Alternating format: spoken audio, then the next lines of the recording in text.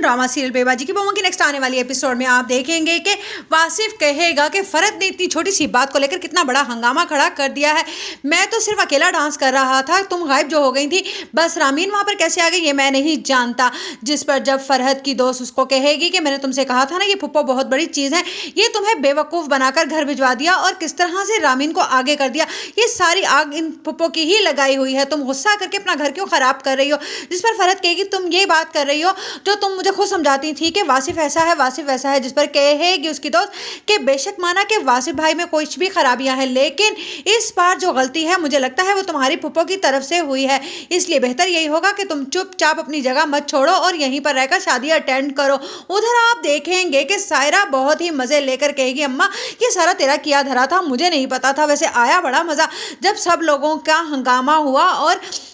आपने देखा था सब उनके घर वालों का तो जैसे मुंह ही बन गया था। जिस पर कहेगी फुप्पो तो मेरा तो काम ही यही है ना, आखिरकार इन लोगों में फूट पड़ेगी तभी तो हमारा काम बनेगा। उधर रामीन बहुत खुश हो रही होती है कि ये फुप्पो बहुत ही लालची औरत है और ये मेरे काम आने वाली है, क्योंकि जिसकी लालच बता रही है कि फरहत और वासिफ को अलग करने में ये मेरा साथ ज़रूर देंगी, थोड़ी सी रकम लगानी पड़ेगी। मैंने ऐसे ही इतना बड़ा सेटअप लगा कर दिया वासिफ को इनको अलग करने के लिए, लेकिन मुझे क्या मालूम था कि फुप्पो पर चंद रुपए लगाने से ही मेरा काम आसान हो जाएगा। उधर